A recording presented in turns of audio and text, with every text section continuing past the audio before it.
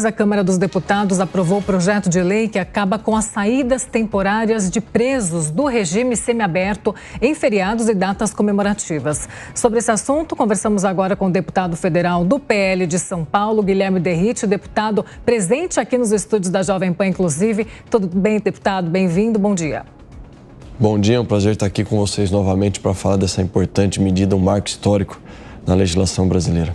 É justamente sobre isso que eu quero começar te perguntando, deputado, a importância desse projeto, da aprovação desse projeto de lei das saidinhas.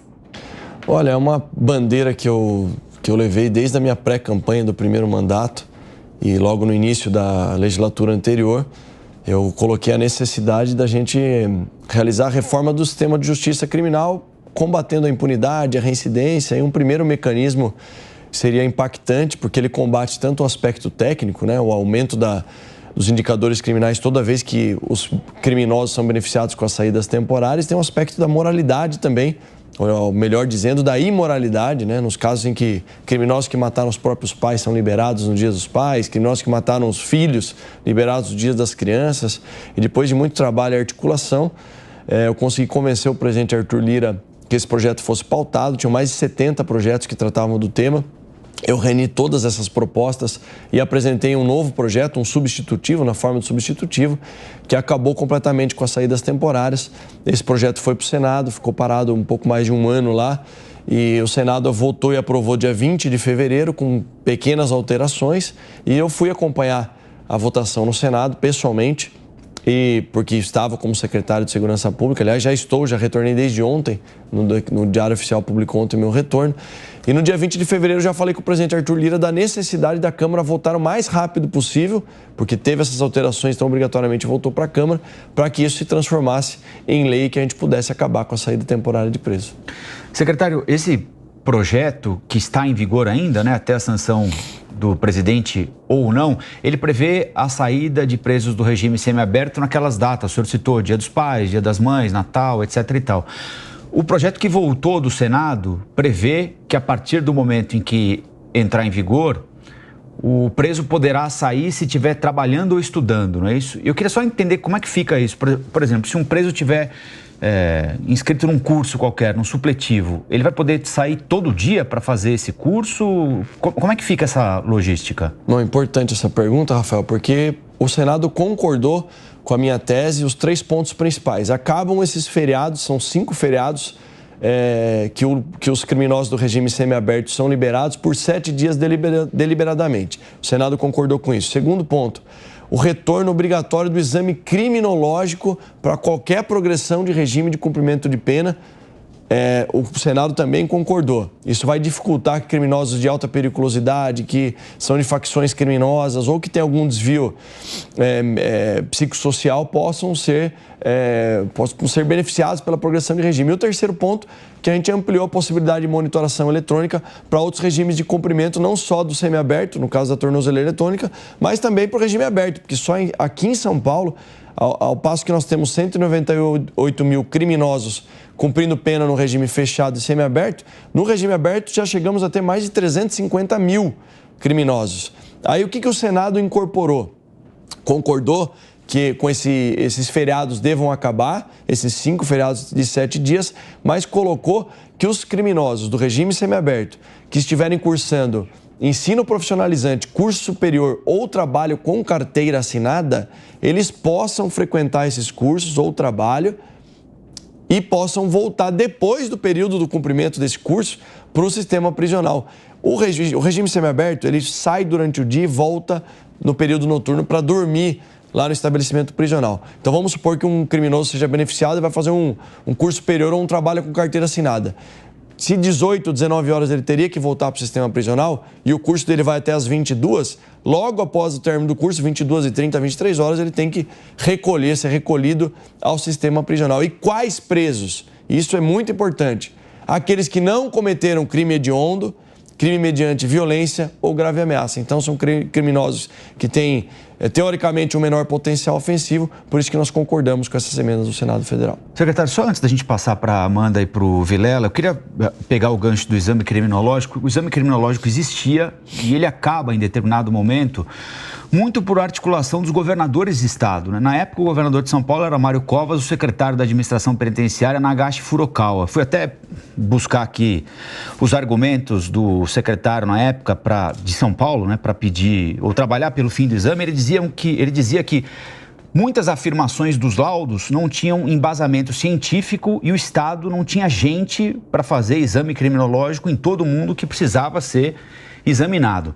Esse é um ponto. O outro ponto que eu queria perguntar ao senhor é o seguinte: o massacre do Carandiru, por exemplo, ele, para estudiosos, não sei se o senhor concorda com isso, mas há uma avaliação de que ele possibilitou o surgimento e o recrudescimento do PCC. Então, apertar o torniquete para um sistema penitenciário dominado pelo crime organizado não pode ter uma consequência para quem está do lado de fora, ou seja, aumentar o poder do crime organizado dentro da cadeia e, consequentemente, a violência do lado de fora? Eu não concordo com essa tese, até porque de 2001 para cá, de 2003 para cá, aliás, quando essa lei federal foi aprovada no Congresso Nacional, acabando com o exame criminológico, o que nós vimos, na verdade, foi que criminosos de alta periculosidade, do primeiro comando da capital, por exemplo, que é a organização criminosa aqui de São Paulo, começaram a sair pela porta da frente dos presídios. A questão do sistema prisional é um outro problema que o Estado deve cuidar, deve sim ter toda a atenção, mas de lá para cá nós vimos que o sistema prisional, nós não tivemos mais crises de rebeliões ou algo nesse sentido que pudessem chamar a atenção. O que nós tivemos, na verdade, foram criminosos de alta periculosidade saindo pela porta da frente dos presídios e pior, um único criminoso aqui em São Paulo chegou a batizar 120 detentos dentro do sistema prisional. E durante a saída temporária, o que eles faziam para cumprir aí a formalização desse batismo? Atentados contra policiais militares, policiais civis, latrocínios, homicídios, estupros. Então, o que nós estamos fazendo, na verdade, restringindo e acabando com as saídas temporárias, é pensar na população, colocar a sociedade como o cerne central da discussão e não o criminoso, pensando único e exclusivamente na ressocialização, que foi o que a legislação brasileira sempre fez desde 1984. Nossos comentaristas também fazem pergunta. Amanda Klein. Secretário, bom dia, tudo bem? Prazer tê-lo conosco, obrigada pela entrevista. Secretário, vou pegar daí de onde o Colombo deixou, porque ontem, primeiro que vários especialistas dizem que as saidinhas seriam um instrumento importante de ressocialização e sem elas os presídios poderiam virar uma panela de pressão. E essa visão parece ter sido corroborada pelos próprios policiais penais, porque ontem o Sindicato dos Funcionários do Sistema Prisional de São Paulo, né, portanto daqui onde o senhor comanda, divulgou uma nota alertando sobre o perigo de rebeliões, quebra-quebra nas prisões, aumento de motins, aumento da insegurança e da violência contra os próprios policiais penais, né? Dizendo que sem o benefício da saidinha, os presos ficarão mais revoltados. E segundo, o que isso faz para realmente combater o principal problema da segurança pública hoje, que são as organizações criminosas que comandam os presídios, quer dizer, encarar o sistema carcerário como algo mais amplo, mais desafiador, mais complexo do que só o tema das saidinhas. Então, essa pergunta e depois se o senhor pode nos adiantar outros projetos que pretende apresentar na área de segurança pública. Olha, Amanda, eu entendo aí a preocupação do sindicato, né, dos policiais penais, e o sistema prisional deve sim se antecipar, se preparar para eventuais medidas que possam acontecer dentro do sistema prisional. Não acredito que vão acontecer, até porque o preso do regime semiaberto que recebe o benefício da saída temporária já é um detento que ele sai durante o dia e volta durante a noite.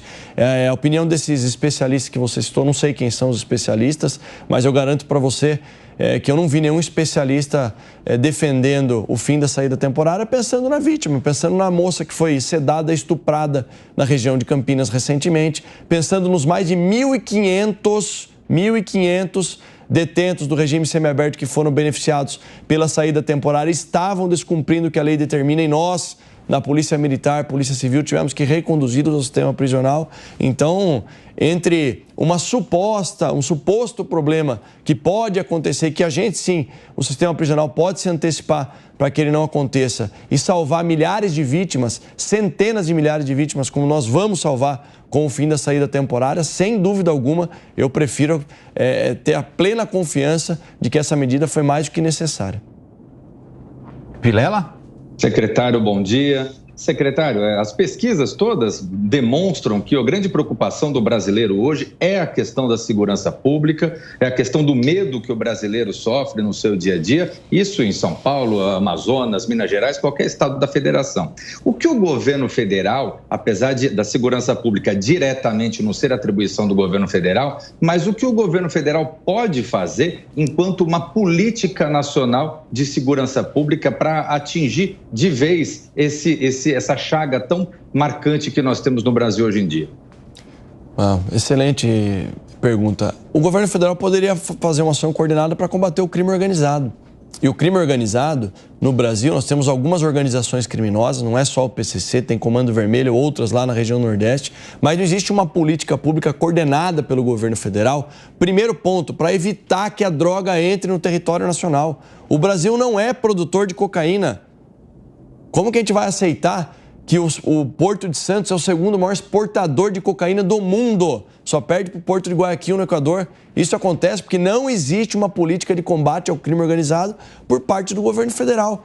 Então, é nesse aspecto que eu acho que o governo federal poderia ser o protagonista de uma ação coordenada com todas as polícias, mas enquanto o governo federal não faz isso, o que nós fizemos? Juntamos os estados Rio Grande do Sul, Santa Catarina, Paraná, São Paulo e Mato Grosso do Sul, nos reunimos no Sulmasp, começamos a realizar operações nas fronteiras desses estados, porque 70% do escoamento do mercado ilícito passa por esses estados. Realizamos milhares de prisões, apreensões de toneladas de entorpecente, justamente para evitar que o crime organizado se fortaleça e para inviabilizar o tráfico internacional de drogas. Então, acho que o governo federal tem falhado muito nessa questão da segurança pública, não existe uma coordenação, uma diretriz, e eu espero que agora, com recentes mudanças, inclusive com a ida do Sarrubo, que foi colega nosso aqui em São Paulo, foi chefe do Ministério Público, isso possa realmente começar a acontecer. E São Paulo vai estar à disposição para combater o crime, especialmente o crime organizado, e melhorar a vida das pessoas. Aliás,